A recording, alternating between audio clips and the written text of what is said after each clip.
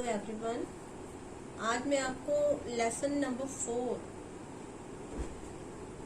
4 की वोकैबुलरी समझाने वाली हूँ। वोकैबुलरी ए में लिखा हुआ है, find out the correct word with the help of the clues given below. One is done for you. यहाँ नीचे ग्रुप ऑफ वर्ड दिया गया है, इसको आपको पूरे को समझना है और इसको रिप्रेजेंट करने के लिए केवल एक शब्द लिखना है। जैसे कि इसमें फर्स्ट में बताया गया है, people and animals rest under trees, it is cool during day time.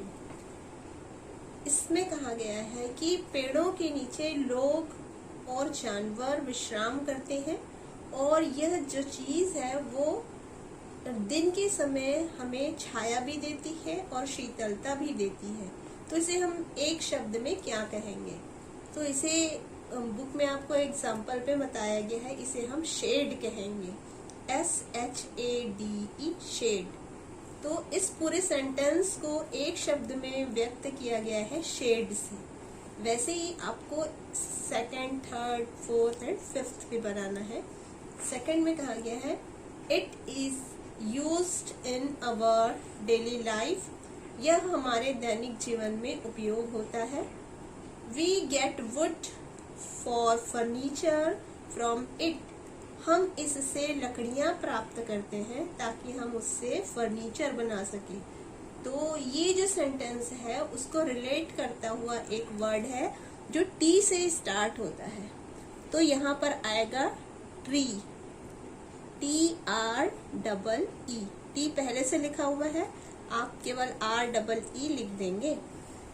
तो जो हमें दैनिक जीवन में उपयोग है और जिससे हम फर्नीचरों के लिए लकड़ी प्राप्त करते हैं वो है ट्री। थर्ड है, it is a stage after flowering, people eat it, यह वह अवस्था है जो फूलों के बाद आती है और लोग इसे खाते हैं। पेड़ों में जब पहले फूल लगते हैं और फूल लगने के बाद क्या होता है, फूल लगने के बाद फल आता है, उसे लोग खाते भी हैं। तो उसे हम इंग्लिश में कैसे रिप्रेजेंट करेंगे? तो उसे हम इंग्लिश में कहेंगे फ्रूट।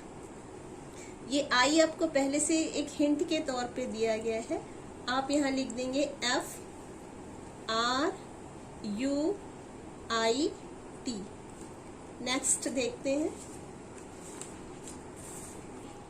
फोर्थ में कहा गया है, the part of the tree that helps it to stand firmly, पेड़ का वह हिस्सा जो उसे खड़ा होने में हेल्प करता है, उसे खड़ा रखने में जो चीज मदद करती है वो होती है उसकी जड़।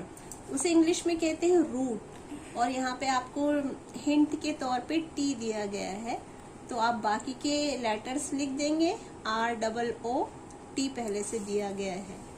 Fifth, we can not live without it, हम इसके बिना नहीं रह सकते हैं।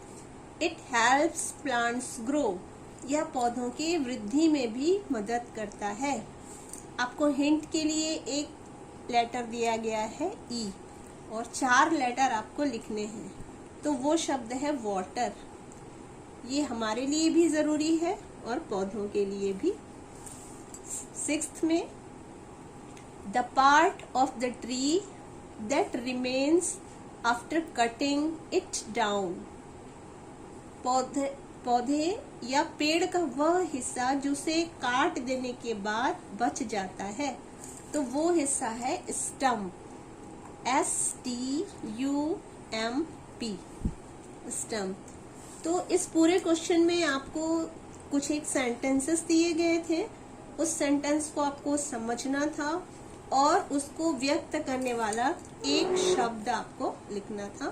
तो जो आपने समझ लिया है और लिख भी लिया है, से आप लर्न कर लेंगे।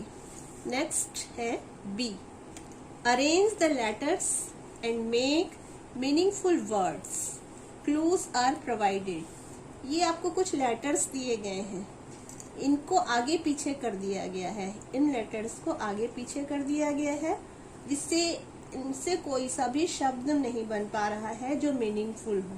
तो आपको इसको सही क्रम में जमाना है और इनसे एक मीनिंगफुल वर्ड बनाना है। लेकिन आप इससे कौन सा मीनिंगफुल वर्ड बनाएंगे उसके बारे में आपको हिंट या क्लू दिए गए हैं, ये जो ब्रैकेट में है। तो ये पहला जो लेटर का ग्रुप है NWROC, इसके लिए आपको हिंट दिया गया है द किंग्स वियर्स इट, राजा इसे पहनते हैं। तो जो राजा पहनते हैं वो होता है क्राउन। आप देख सकते हैं कि क्राउन की स्पेलिंग होती है वो आगे पीछे करके यहाँ लिखी गई है। तो आप इसको जमा के लिख सकते हैं CROWN, क्राउन, और सारे लेटर्स वही हैं जो क्राउन की स्पेलिंग में आते हैं।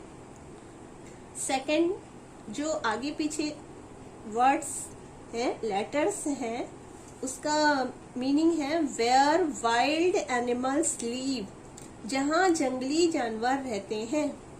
तो इसको देखने से स्पष्ट दिख जाता है जहाँ जंगली जानवर रहते हैं उसे कहा जाता है फॉरेस्ट। और ये फॉरेस्ट की स्पेलिंग को आगे पीछे करके लिख दिया गया है। तो आप लिख लेंगे फॉरेस्ट, FOREST। ये ध्यान होना चाहिए कि जिसमें लेटर दिए गए हैं वही सारे लेटर आपके वर्ड में आने चाहिए। तो आप मैच करके देख सकते हैं। थर्ड में जो लेटर्स हैं उसका मीनिंग है वेरी हैप्पी, यानी कि बहुत प्रसन्न। तो इसकी स्पेलिंग को देखने से समझ में आता है, यदि आपने लेसन अच्छे से पढ़ा होगा, ये वर्ड है डिलाइट, DELIGHT। डिलाइट का मीनिंग भी बहुत प्रसन्न होता है। नेक्स्ट वर्ड है वन या ओनली, एक या अकेला। तो इन अक्षरों को देखने से मालूम होता है कि वो है सिंगल, SINGLE, सिंगल। सिंगल का मीनिंग भी होता है वन या अकेला या केवल एक। यहाँ नेक्स्ट जो लेटर आगे पीछे है उसका मीनिंग आपको बनाना है what remains after the trunk is cut of a tree. पेड़ को यदि हम काट देते हैं तो उसका कौन सा हिस्सा बच जाता है। ये अगर आपने लेसन पढ़ लिया है तो आप बिल्कुल क्लियरली समझ सकते हैं, वो हिस्सा है स्टम्प, STUMP, स्टम्प। बस यही आपको करना था। ये मीनिंग जो दी गई है उसको ध्यान से समझिए, आपको समझ में आ जाएगा कि आपको इस मीनिंग के लिए कौन सा वर्ड लिखना है। और हेल्प इनसे भी हो सकती है आपकी और इनसे भी, दोनों हेल्प से आप इन शब्दों को प्रिपेयर कर सकते हैं, बना सकते हैं। C, question number C, give one word related to the following family of words that occur in the text. First one is done for you. यहाँ पे वर्ड्स का एक ग्रुप दिया गया है, कुछ शब्दों का एक समूह, और इस समूह को रिप्रेजेंट करता हुआ एक और शब्द है। तो जैसा ये एग्जाम्पल में दिया गया है सेम वैसा आपको बाकी के लिए करना है। तो देखते हैं एग्जाम्पल में कैसे हेल्प की गई है आपकी। कहा गया है ग्रुप ऑफ वर्ड्स। ये पहले ग्रुप ऑफ वर्ड्स में क्या क्या आते हैं, लीव्स यानी पत्तियां, फ्रूट यानी फल, ब्रांचेस शाखाएं, ट्रंक यानी पेड़ का तना। ये सारी चीजें मिलके क्या बनाती हैं, एक पेड़। पेड़ को इंग्लिश में कहते हैं ट्री। तो ये उस ग्रुप को रिप्रेजेंट कर रहा है ट्री।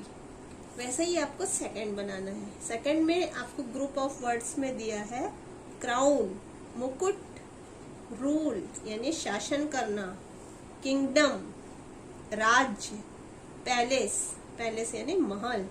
ये सारी चीजें किससे रिलेटेड रहती हैं, ये सारी चीजें रिलेटेड होती हैं किंग से। तो आप यहाँ लिखेंगे KAING, king. In group of words को रिलेट कर रहा है